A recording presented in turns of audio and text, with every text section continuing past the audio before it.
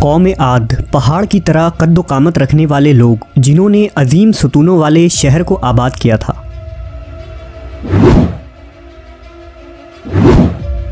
लेकिन उन्होंने ऐसी कौन सी बदआमालियां की थी जिसकी वजह से उन पर अज़ाब इलाही नाजिल हुआ। इस अज़ाब ने तारीख़ के सबसे ताकतवर कौम को किस तरह तबाह व बर्बाद कर दिया।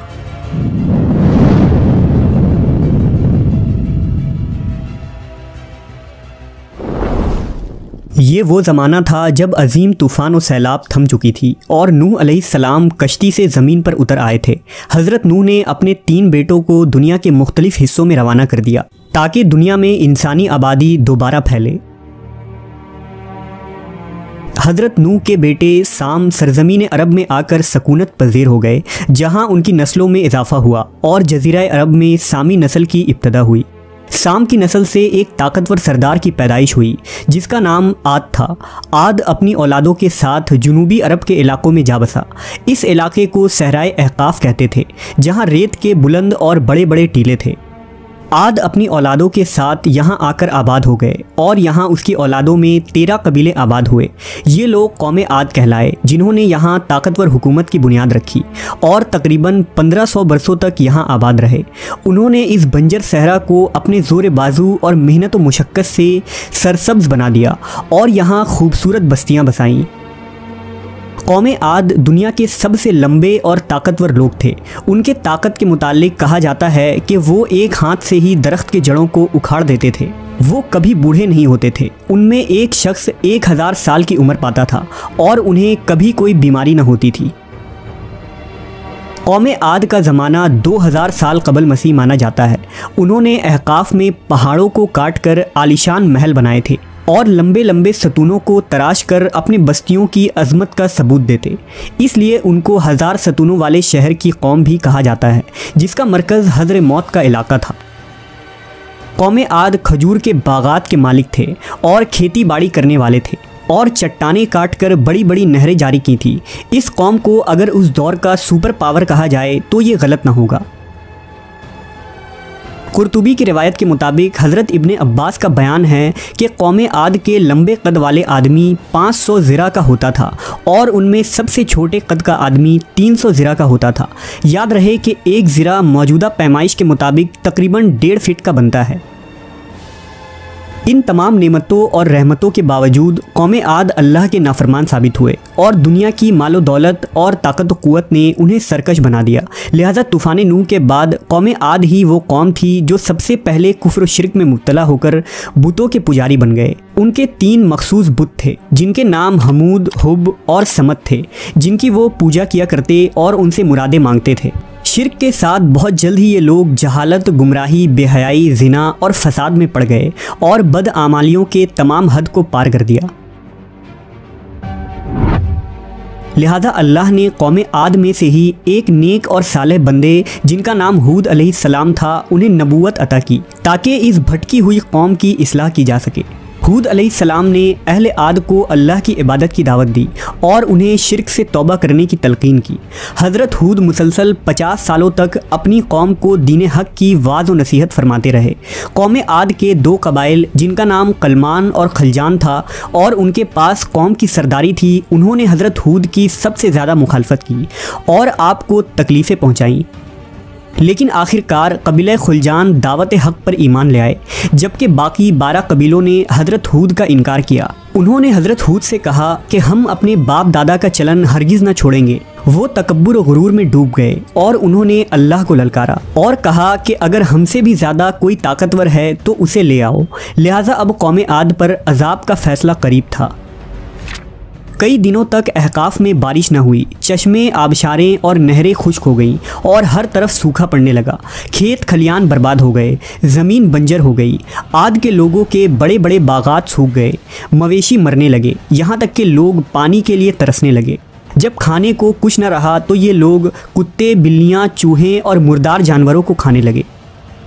लिहाजा एक सयाह बादल मंडलाता हुआ अहकाफ के इलाके की तरफ बढ़ा, जिससे हर तरफ अंधेरा छा गया।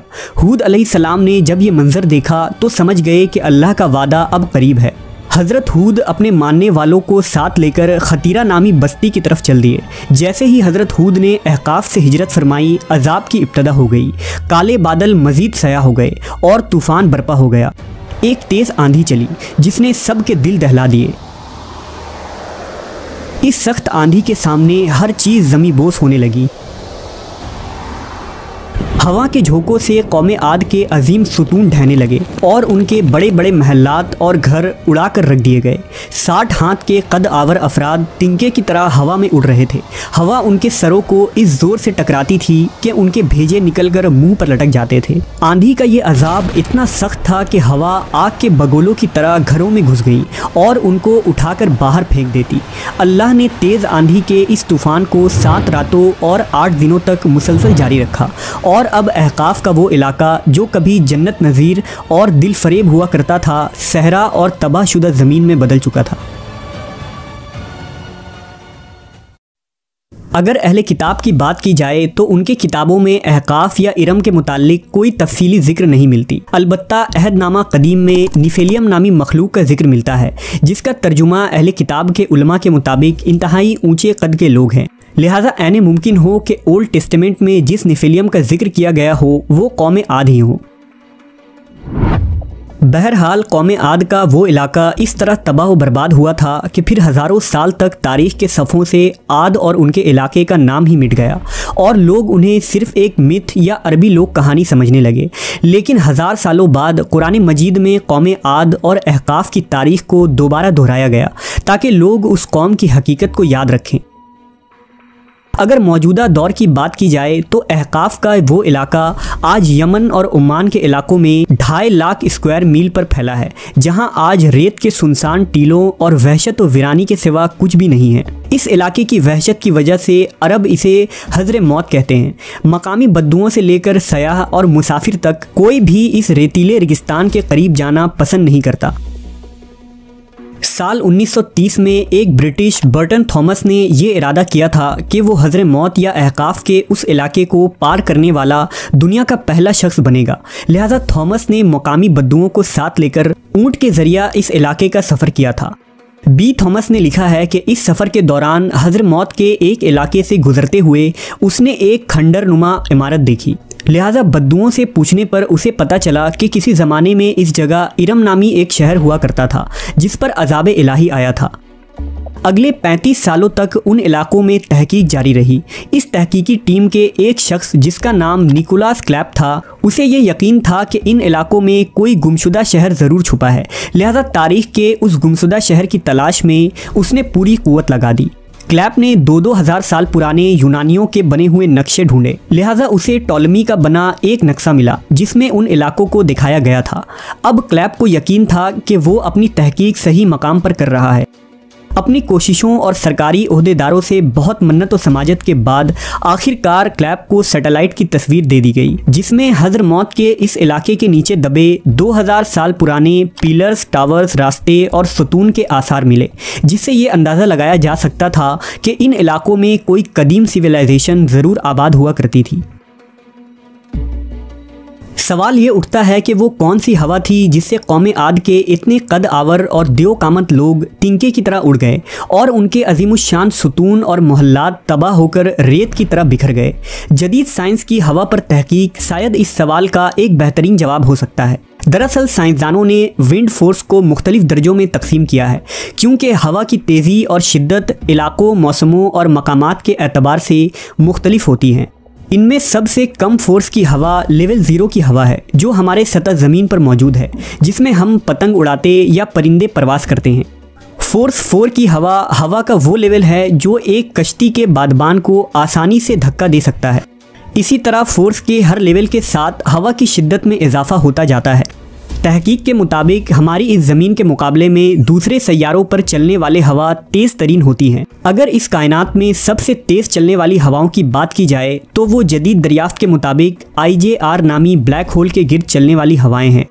ये हवाएं 3 करोड़ 20 लाख किलोमीटर फ़ी घंटा की रफ्तार से चल रही है, जो रोशनी के रफ्तार का तकरीबन 3% हिस्सा है।